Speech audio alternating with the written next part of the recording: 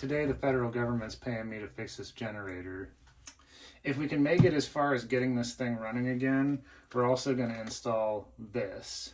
This is a really cool add-on for the generator that I'm excited about because it will stop the nasty fuel sitting in the carburetor. Essentially what it does is this right here, this switch, this is both a fuel shutoff switch and an ignition switch.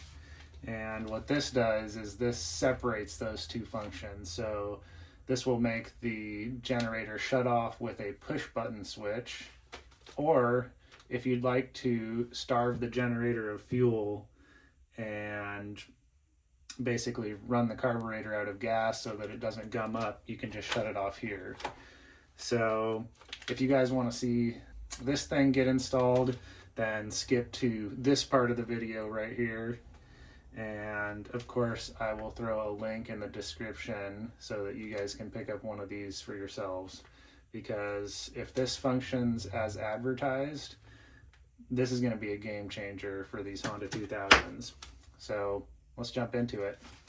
All right, so the story with this generator is I actually got this when I bought my Airstream trailer off of my stepmother. She had some issues with it only wanting to run on half-weight choke, and at some point she put mixed gas in it, so 50-to-1, two-stroke fuel in it, and that didn't help the situation. It got even more gummed up.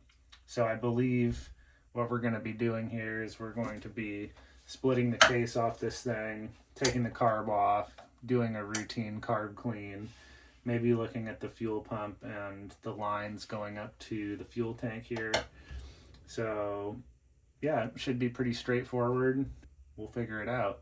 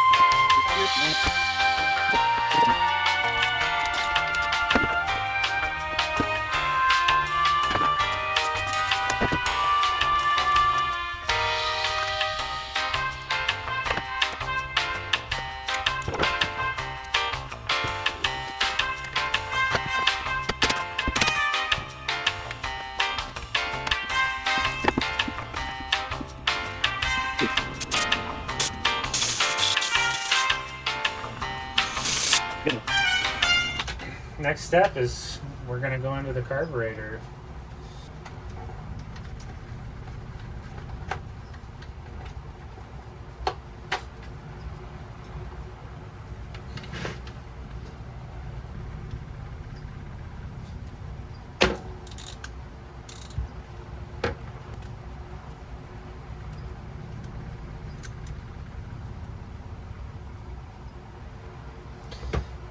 Well, just based on that screw alone, I think it's safe to say that there's going to be some funk in here.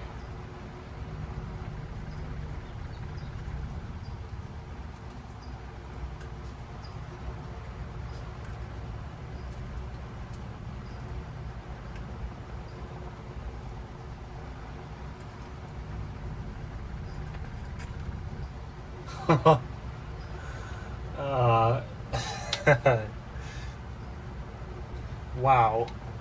Can you guys see that? I'm gonna, hang on, this is good enough to,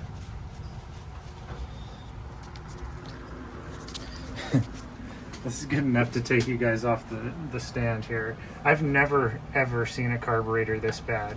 The one other time that I've seen a carburetor that's close to this bad was on an outboard motor that had water in it, but this is, I mean, I couldn't even hardly get the float bowl off. I mean, that's not varnish, that's rust.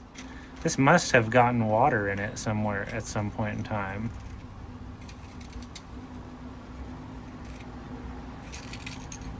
I mean, look at that.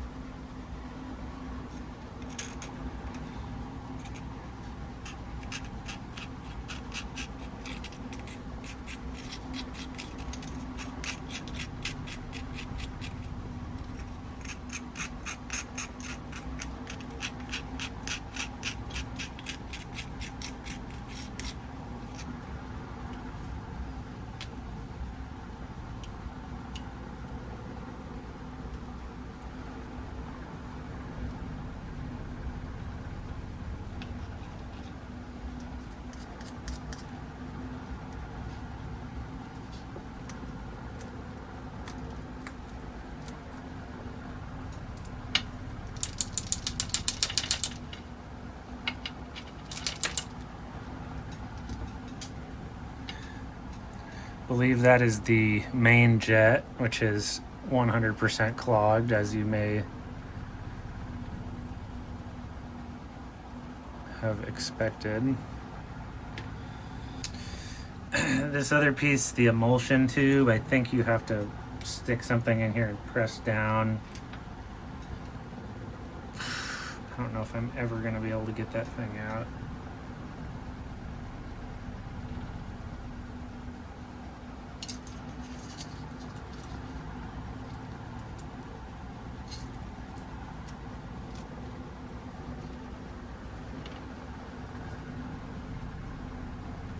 Ooh, yeah. Nice.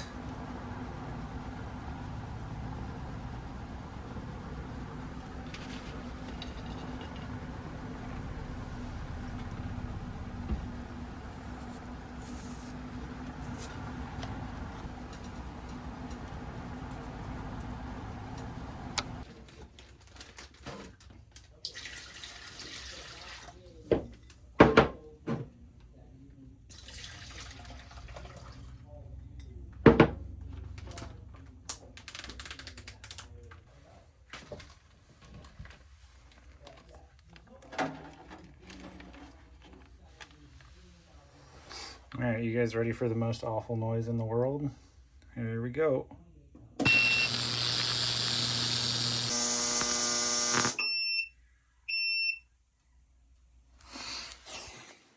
All right, let's see how it did. Certainly better than it was before. This is like corrosion in here, so I'm gonna hit that with actual good old carb cleaner, and then I might have to use some light grit sandpaper around this edge just to kind of get a good gasket seal going. But overall, worked pretty good. That thing was completely plugged when I ran it. Emulsion tube looks pretty good.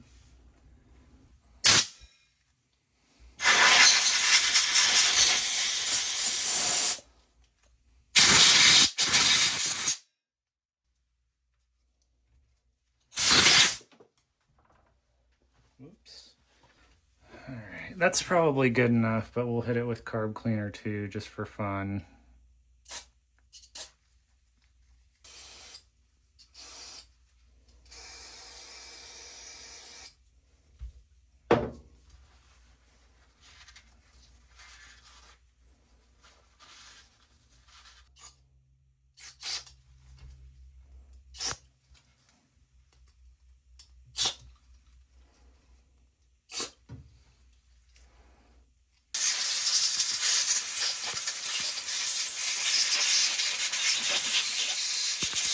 So the ultrasonic cleaner worked good, and I would say that we've got a relatively clean carb now, minus the fact that our float bowl looks like it corroded away. Again, I will use some sandpaper on this and just kind of clean up this edge so that the gasket seats better. But there's something that I wanted to show you guys. These were the seals that I pulled off of the carb. This came off of the float bowl drain here, and this came off of the idle jet, which is this. Now, over here, I've got 2 carb rebuild kits, an extra air filter, and a spark plug. And I've also got a spare idle jet just in case. So if we look in these rebuild kits, you notice how there's 3 of those small O-rings? You notice how there's 2 O-rings on this idle jet? There's one at the base and then one like right there. Right there. So this idle jet was missing an O-ring the whole time. So I don't know what the implications of that are with it running. It always had kind of a lopey idle, but maybe if we use the 2 O-rings that it's supposed to have, we will have a normal idling generator again. So I'm gonna go ahead and reassemble this thing, put these new seals in, but first I gotta use a little bit of fine sandpaper on this to get this cleaned up. There's some 320, should be good.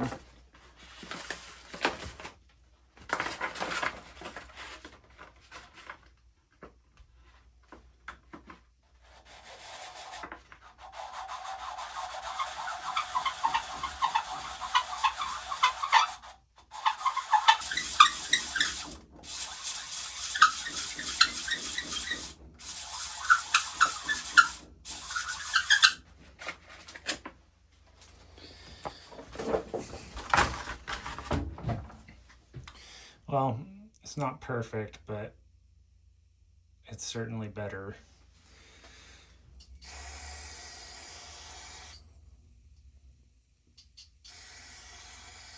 All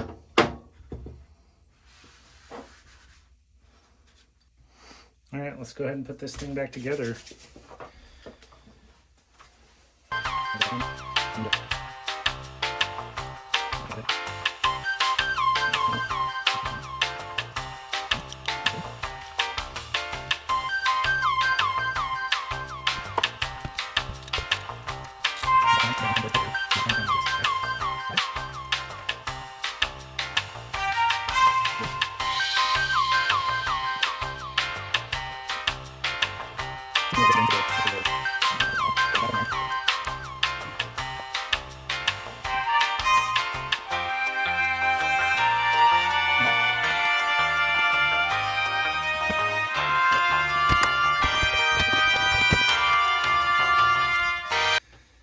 All right, I think that's enough to get it started. So I remember that up is on, and I think that way is choke. All right, let's see if it'll go.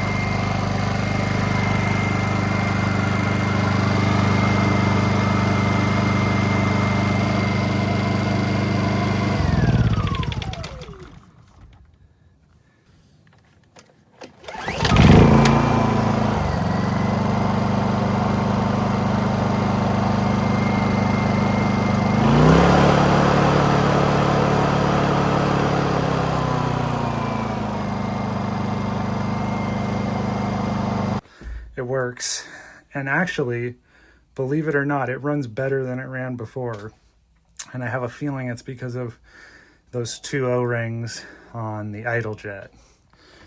So this is great. No leaks, everything looks good. So I did a couple things off camera. I put the plastics back on. I did an oil change on the generator, and I'm saving you guys a third round of elevator music. But the last thing that we got to do before we wrap this video up is install this ignition shutoff switch. So let's go ahead and do that. It should be pretty straightforward. I think we might have to take this thing off again. We got to drill a hole up top here and then plug that new switch into this cord right here, this connector. So let's do it.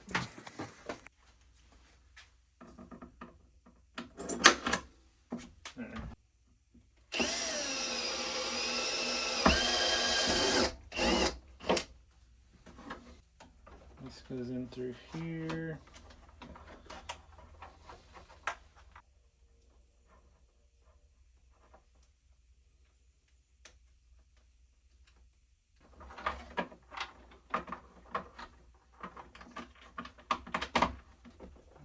Let's zip tie it to the fuel line. All right, so this is a zoomed in version. Okay, we've got our momentary switch up here. It's all screwed in good. These two things were connected, okay? Here at the end of my index finger is the existing switch that connects to this, okay? And here's our new one. So we're essentially just bypassing this and connecting this straight into this. All right, I don't know if I can do that one-handed, but maybe I can. I can, okay. I'm gonna double check the instructions, but I think that's it. I think that's all that it takes to isolate the ignition switch from the gas shutoff switch. So we'll go ahead, pop this thing back on, and then give it a test run and show you guys how it works.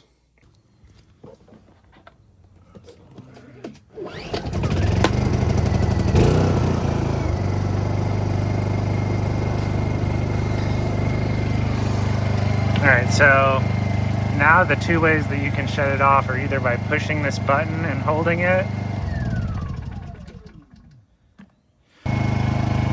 The other way to shut it off is to just go down here and shut this thing off. So now it'll run until the carburetor runs out of fuel. So you will never have bad fuel sitting in your carb anymore. Supposedly.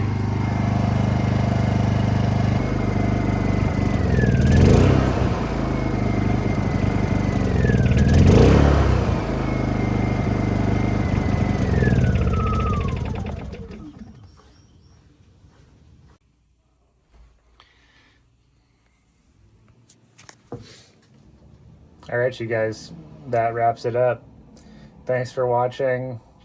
I'll leave a link in the description for that ignition shutoff switch in case anybody wants to pick one up. Highly recommend it. I don't know why those didn't come from the factory, but I'm probably going to be buying 3 or 4 more of those to hand out to people that I know that have these generators, just because it's a game changer. It'll save your carbs. So thanks for watching, guys. Appreciate it. Subscribe if you want to see more stuff like this, and we will catch you in the next video.